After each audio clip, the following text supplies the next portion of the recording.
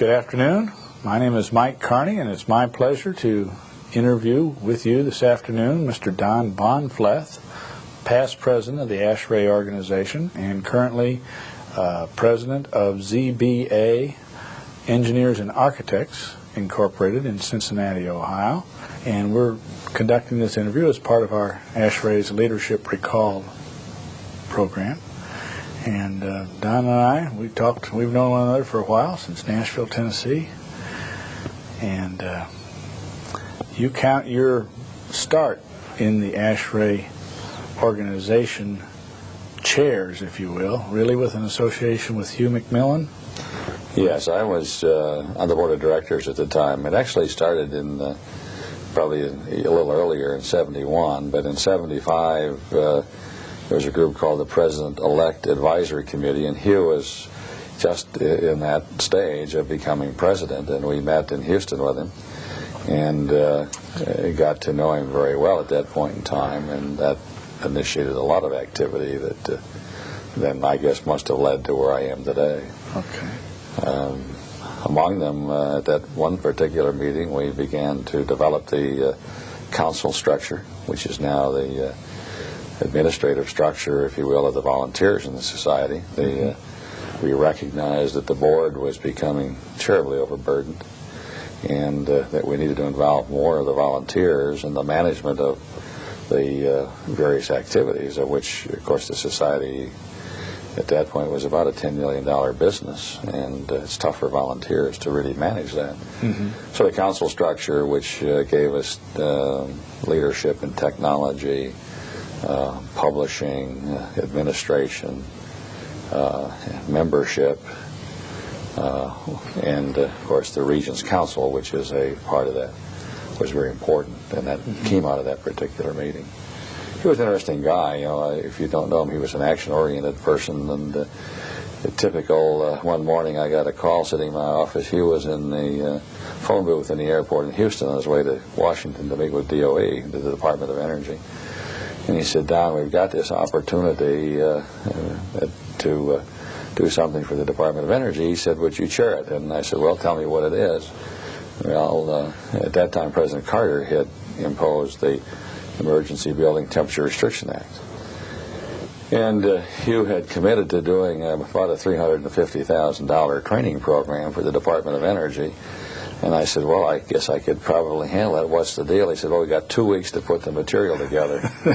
So we put together a committee that my predecessor, Bob McDonald, was a member of that, Bill Wells, Faye McQuiston, who's now a vice president, and we had the superintendent of schools from out of New Orleans. New Orleans, I almost have his name. No, can't remember his name. But in any event, we got together, and by golly, in 2 weeks we had done it, and in 2 months we had trained 60,000 people.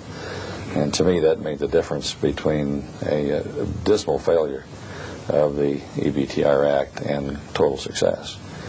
And again, to me, that was a turning point in the energy conservation activity of the society. We had previously started the Standard 90, but that activity brought people together and really focused on the need to conserve energy. You've got to watch those phone calls in ASHRAE that start out with, "We've got an opportunity." Right? That's right.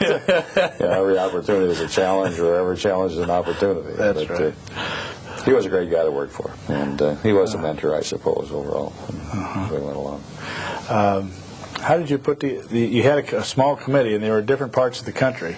McDonald was what, up in Minneapolis? McDonald was in Illinois, and he was controls. Okay. We had Faye McQuiston, who was the professor, and he had the education experience. We had Bill Wells, who was a consulting engineer, dealing with those problems on a day-to-day basis.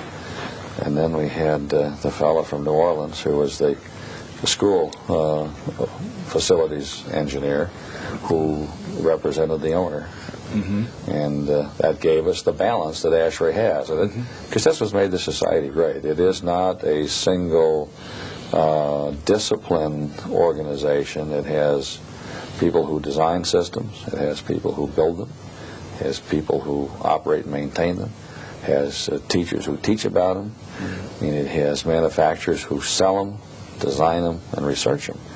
And when you put that all together and come to a meeting, And I know from having been editor of HPAC that we're the only technical society that can do that, and we have a far better understanding of how our systems function in real terms than anyone else. Architects go and talk to architects, general contractors go and talk to general contractors, plasterers go and talk to plasterers, but in our industry we all come together, and that common bond and common transfer of information is really powerful. And it's why we are, I think without question, the premier technical society in the United States today, and I say bar none, including the old founder societies.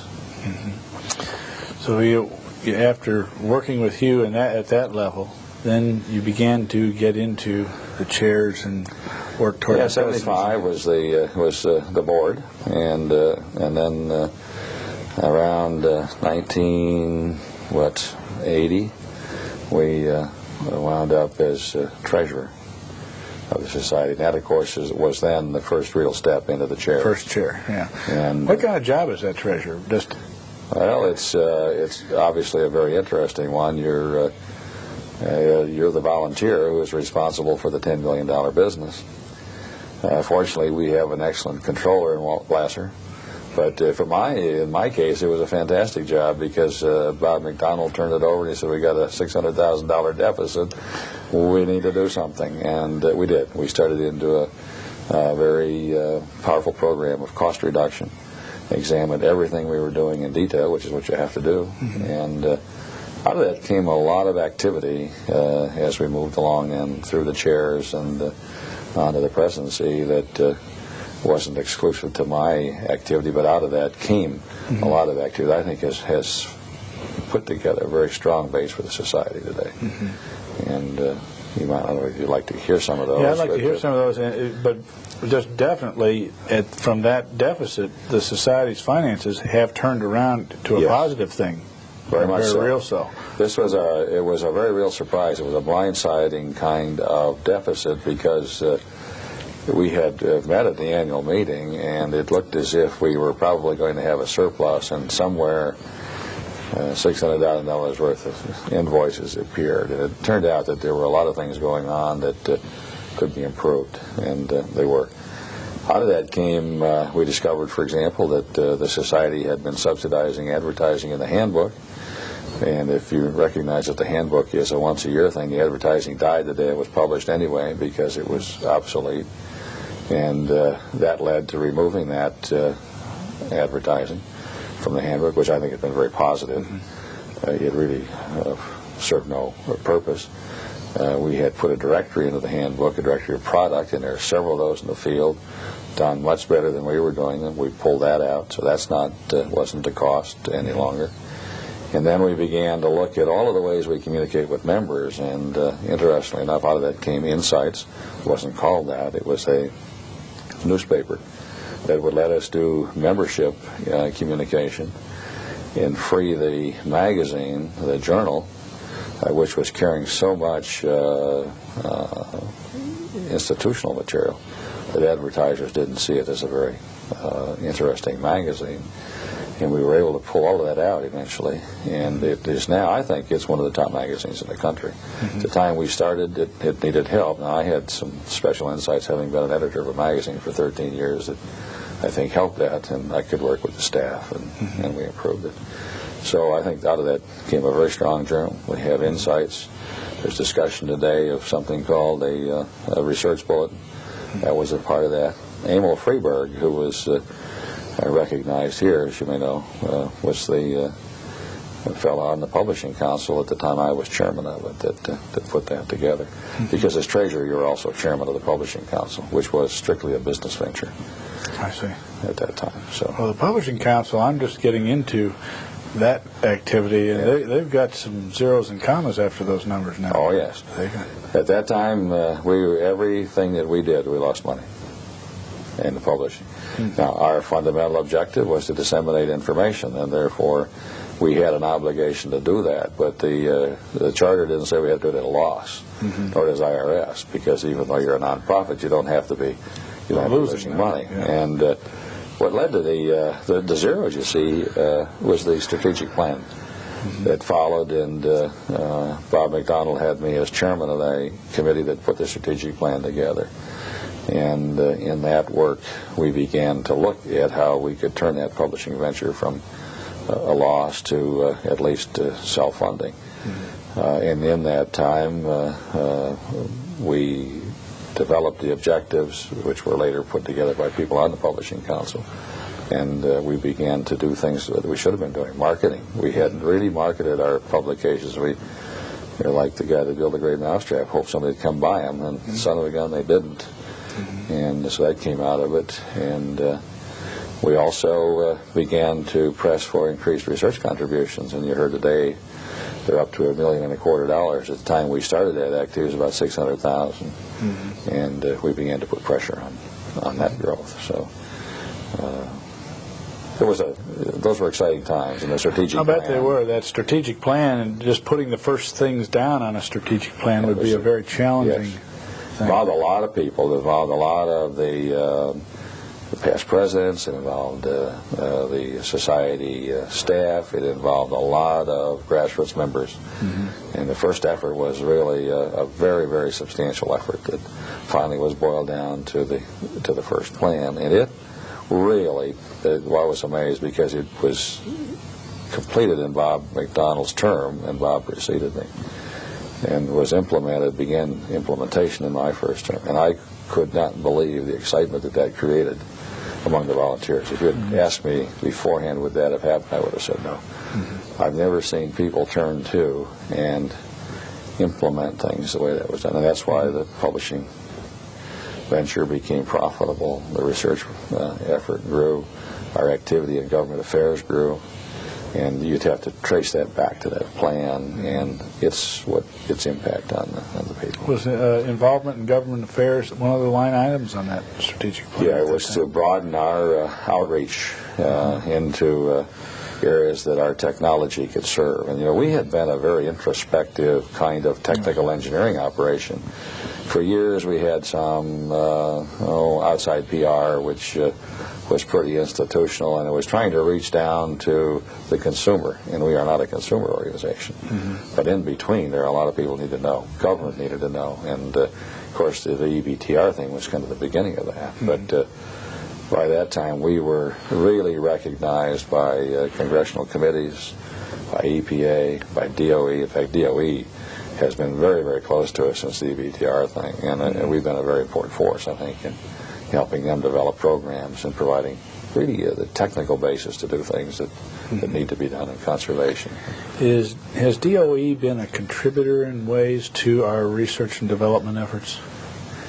Yeah, the DOE contribution, and I was involved in that too because I was on R&T when good old Frank Faust, I hope you've interviewed him. Yes, and that's why I asked that question. Began to develop special project activities, and we helped write helped him write that first special project policy. Through his effort, we began to receive funding from a number of agencies, including the Department of Energy, for research which was of interest to them, but also of interest to us. We didn't do anything because government wanted it done. We did it because it was something that would advance joint interest. Right, there was a joint interest, and it would advance the technology, and it would be of mutual benefit. And Mr. Faust was just a marvelous salesman. Yes, he was a marvelous person. Yes, absolutely. Yeah. See, I've been touched by a lot of these guys that were really the giants in this business. Take a moment just to talk about a personage. Pick one. One of the beautiful things about ASHRAE is the people that you are placed in contact with. Can you pick one that you'd like to chat about a little bit? What? That is the most? Well, not the most. Just well, I could pick my twin. Your twin? Well, you know that Bob McDonald and I have this. He gets on a plane in Denver, and they call him Don, and I walk down to the desk, and they call me Bob. And so when I registered this time, in fact, in my envelope was a name tag, Bob McDonald. Is that right? Bob had something to do with that, but it was amazing to us how often we were confused. But Bob and I have a lot in common, I guess, besides gray hair and the girth. The real thing that we had in common was to see the society grow and really be a a force for good in the quality of life. And so he and I had spent a lot of time together, as I said, and he was and he is really a great person, and one that I respected. If you looked at the people who had the most impact on me, I suppose the first was a guy by the name of Bob Roos, who was editor of HPAC, and active in the society, but never had risen to the hierarchy. And Bob was the person who talked me into coming into that part of the business. And interestingly enough, I have a different history. I went to the magazine because the journal section, which had always been carried in HPAC, had just been jerked from it because of the merger of ASRE and ASHAE. And the people at HPAC, Chick Price and Bob Jack and Wally Osmond, who owned it, had been so close to the society, were told, we're going to put you out of business. And I went to fill the gap between the journal and no journal. And for 2 years I did a 16-page technical report each month. And some I did totally from scratch. Some I had participating authors, and we covered subjects like air pollution control.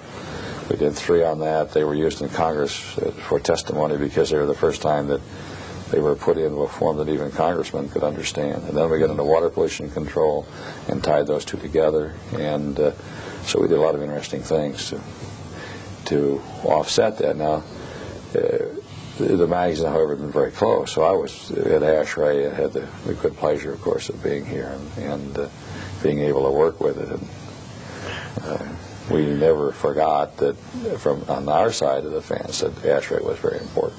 The magazine continued really to support the effort and to encourage people to come on board. And so, but Bob, and then I guess probably one of the most important guys in my career in ASHRAE was probably Hugh McMillan. I think he probably set a tone for some things for me that probably pushed me to where I'm at, if I'm anywhere.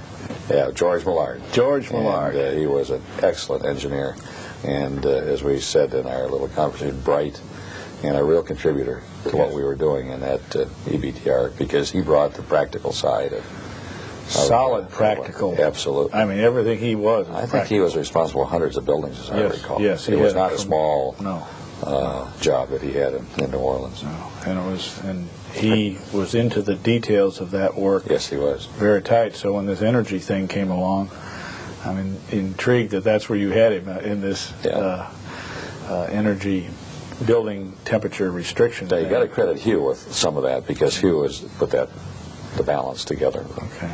Do you want to talk a little bit about balance in ASHRAE? Yeah, I think balance is really crucial, and one of the things that occurred during the time that Bob and I were coming through the chairs together is that we got concerned that for a while we had all professors as presidents, and then all of a sudden we had a whole series of consultants. And it was becoming, Bob was of course a manufacturer, he was with a controls manufacturer, and we were concerned about the future. We had not had a contractor in the chairs for a while. We had not had facilities management people, and by the way, we still haven't. But as we moved about among our sister societies and encouraged them to view ASHRAE as an important part of the life in this industry, we also encouraged a lot of CEOs to support their people to do the things that you see going on now. And it's kind of interesting, it isn't political at all. The job seeks the man. And we were doing this, and so we were putting people together into positions that could be, where they could become eligible for the presidency and would be recognized. And so in that group we had Don Rich, who's just taken office today, Neil Patterson, Dick Hayter, Billy Manning, Dave McGowan, and we did that because we were trying to get some of that. We had another fellow from Kodak who would have represented the facilities management side, which is very difficult to find. And son of a gun, they changed him from facilities to real estate. That's not politicking, that's just really planning for the future. But the whole purpose of balance is what I had talked about before, is that unless the society maintains the balance that it has now of all of the interests in the business, it won't maintain its strength. And you just have to go out and find people that will, first of all, agree to do it, and then you have to often work with their employers to make sure they will support them. Yes. And all those people I named, well, Dick Charles was one, so you have consulting engineer, you have a couple of manufacturers, you have an academic person. And so you get trying to achieve that. Yeah, balanced viewpoint.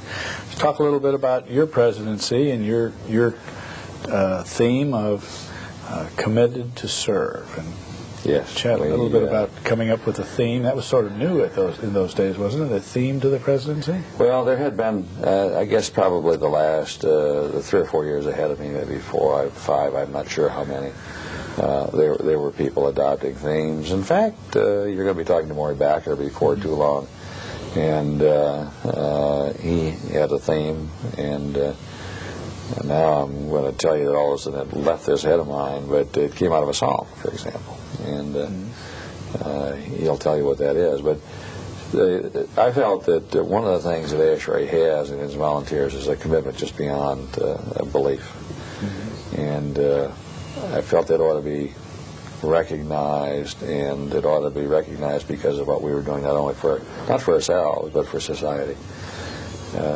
And when you're selected, by your peers for that position, I mean, that's a absolutely astounding experience.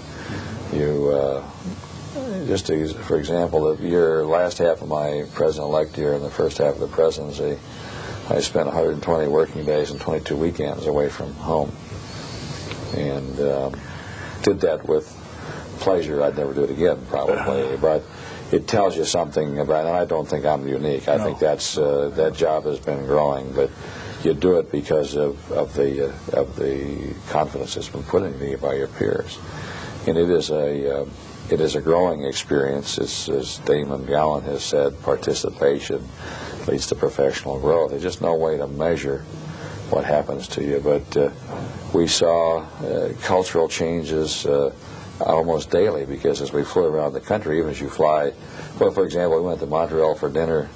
We opened a conference in Florida. That was on Saturday night. We opened a conference in Florida on Monday and spoke to Chicago, the Illinois chapter, on energy on Wednesday. So you take in 3 or 4 days there, we went from the French Canadian to Miami to Tampa, the South, and back into the Midwest. And you suddenly realize the diversity that exists. And then, of course, we just traveled overseas.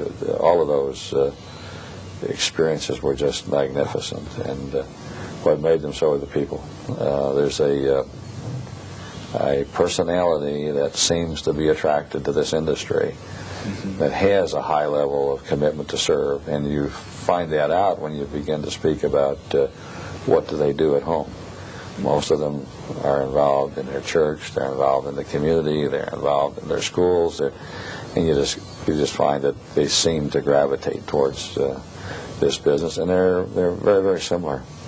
You can go to other disciplines. You can look at architects, and they have a tendency to be very arty, very sensitive, very flighty.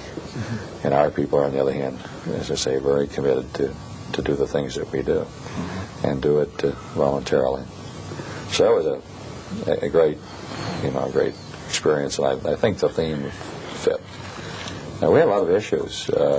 We had, in the year before, had sat in on congressional testimony, and we weren't sure whether indoor air quality, for example, was an issue or the figment of somebody's imagination, but it became clear as we went along that it was probably one of the most significant health concerns that we had in this country. We just didn't know it, and so indoor air quality became a significant part of what I did, the issues that we were dealing with, and we dealt with them at EPA.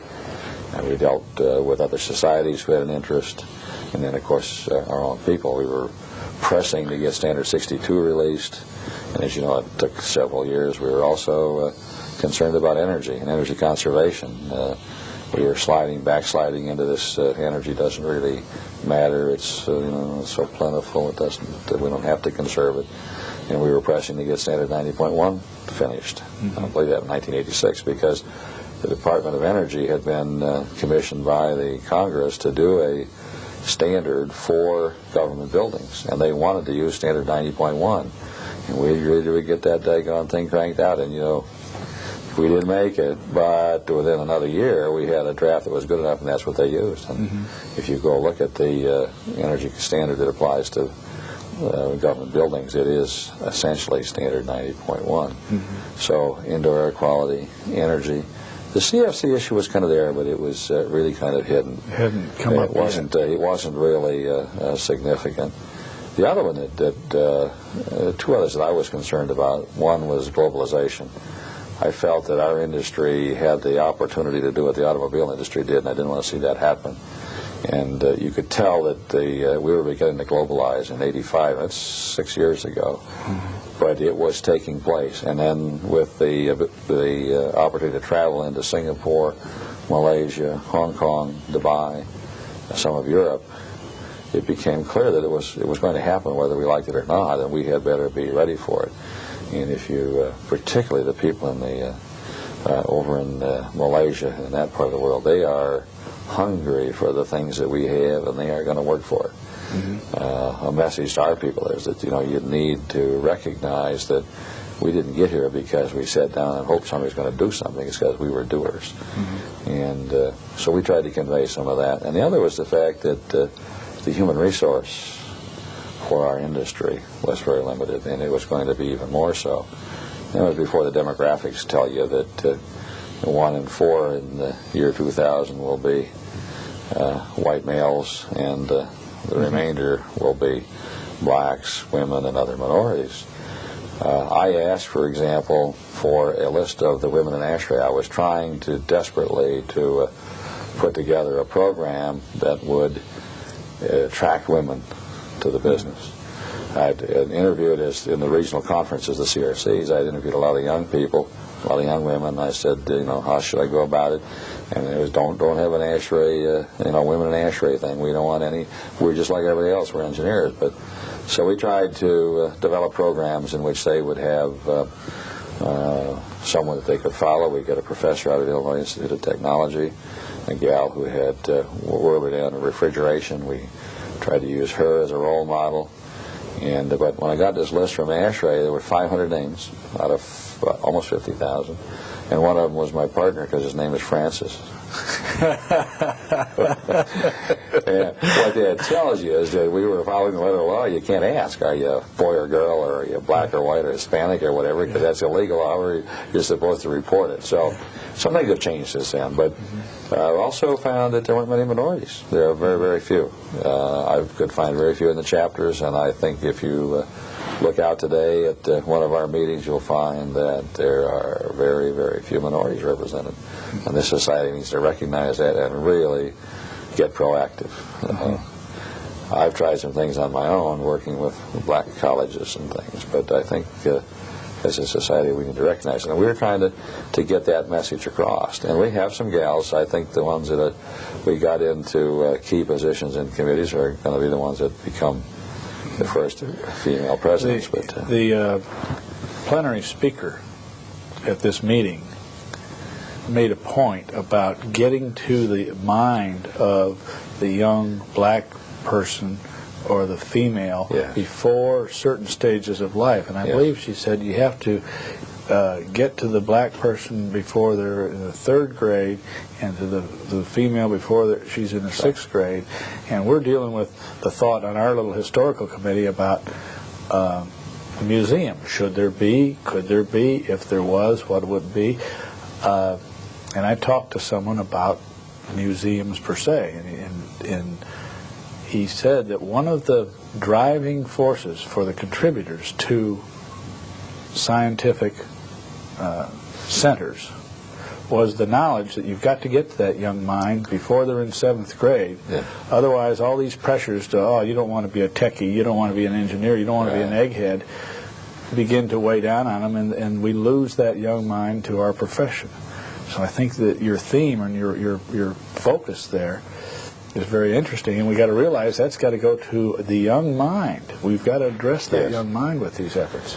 I don't think we realized at that point that we had to drive down that low, but in the last few years it's become very clear that dealing with people in high school is too late. Dealing with people in junior high is too late. Yeah. And I sit on an advisory board at North Carolina A&T, which is was a black alternative school back years ago. It's still black. Its management is basically black. And they're a part of a 25 school consortium. I think it includes Georgia Tech and a lot of others, who are trying to reach down into the black community. And they started at high school, and they are now at kindergarten. Getting down low. And they said that's the only way that they can find that they can reach and get them interested in the technology. So well, we've got challenges ahead. You bet. Yeah. Now we've got just a few more minutes here. Would you like to sort of make another point or two and bring us to a close here? Well, I guess if I were to close, as I said, this is without question in my mind the premier technical society in the world. I think that we need to be a little more proactive internationally, but if you really look about you, you'll see that the international community follows us, and that we're a very important issue there. But what has made us great, the first thing, of course, is people like yourself. We are a people organization, volunteer effort beyond the wildest stretch of anyone's imagination. As one person was heard to say, the people that we have here that lead this society and do the work, we're all in one company. The people are that powerful. So it's people, it's balance. It's the balance, we said, of the different interests within the society. It's communication. It's our ability to communicate through our publishing venture, through things like we're doing here today. And we've been working very hard at that. And then it's finally, I think, the willingness of our members to share the technology that has developed within them. I used, when I was president, a little theme that there's a synergism that takes place. And I used the jelly bellies on the president's desk because at that time Reagan was president. And it's interesting, this society, everyone goes by and they all take the jelly beans out of the jar, and they do something else, though, because when you ask people, they must be putting some back, but when you ask about it, they say that they all have taken more away than they've given, so that jar overflows. It's kind of interesting. Everybody takes away more than they've given. That doesn't work, does it? But it's the synergism that takes place amongst people like ourselves as we work together, and that's kind of the bottom line. I've tried to express that in my poor way about the bumblebee that can't fly. I think that ought to be on our pins or something. I mean, ASHRAE just shouldn't work. We've got this marvelous tradition of people doing things within the society for which there's no compensation and very often no reason. And it works. It happens. And committees do things and produce things. It's a marvelous tradition. But it produces professional development and leadership. And we try to get young folks involved for that very reason. And there's a fellow named Roger Haynes who has written the book on controls. And I had the pleasure of having him work with me for a couple of years. He came back not too long ago, and he said, to a couple of my guys, he said, I'm teaching these ASHRAE professional development seminars on controls. He said, I don't get enough money to make it pay, but he says, you know something? He said, I'm just putting back something that I was given. He said, I've taken so much more away than I can give. I've worked for nothing. That's really where it's at. That's a good way to say it. Thank you, Don. I really appreciate you taking time from your schedule of this meeting, and I know you have a heavy schedule. You fellas, right after you were president, they let you go, didn't they? No more work to do? Oh, no. You go to the nominating committee, and then you go to long-range planning, and then you're out. But I'm on the tech council now. And start today, I got an interesting one. It's an ad hoc committee on certification. The question is, do we certify, and if we do, what do we do? Don, thank you very much for being here this afternoon. Listen, Mike, thank you for having me.